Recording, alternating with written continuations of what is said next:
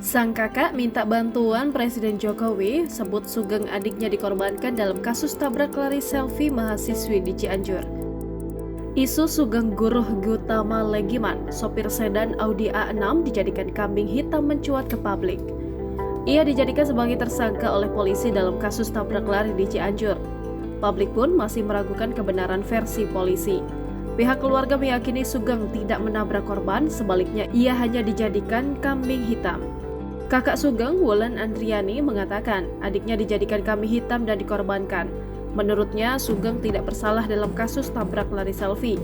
Dia memastikan adiknya tersebut bukan pelaku tabrak lari yang membuat selfie Amelia Nuraini, mahasiswi Universitas Surya Kencana, meninggal dunia.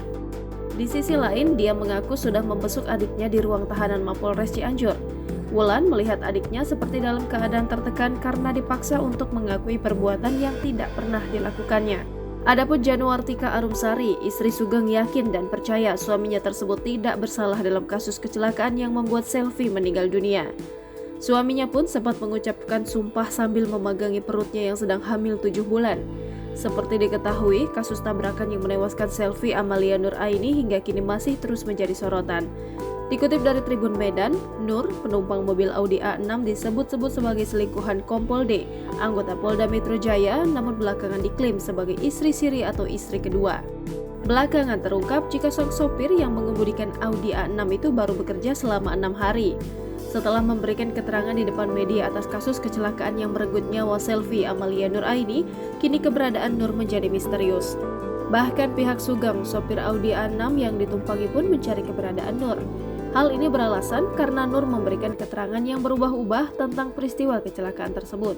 Sugeng melalui kuasa hukumnya, Yudi Junaidi, meminta polisi memeriksa kembali Nur. Menurutnya, keterangan Nur yang berubah-ubah itu kemungkinan diatur oleh teman dekatnya tersebut. Sehingga Nur menyebutkan bahwa mobil Audi itu menabrak.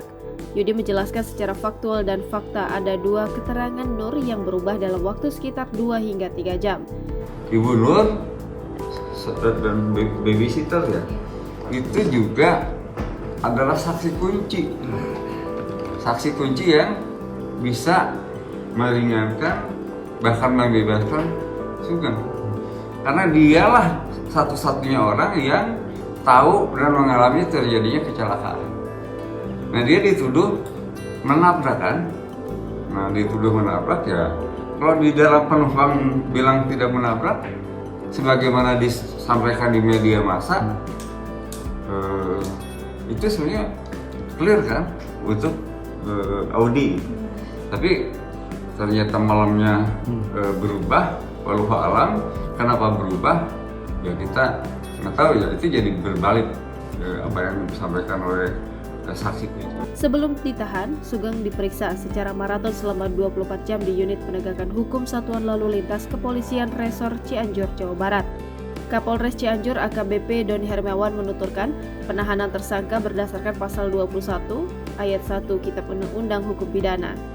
Ia menyampaikan yang menjadi pertimbangan objektif adalah karena tersangka terancam hukuman di atas 5 tahun penjara.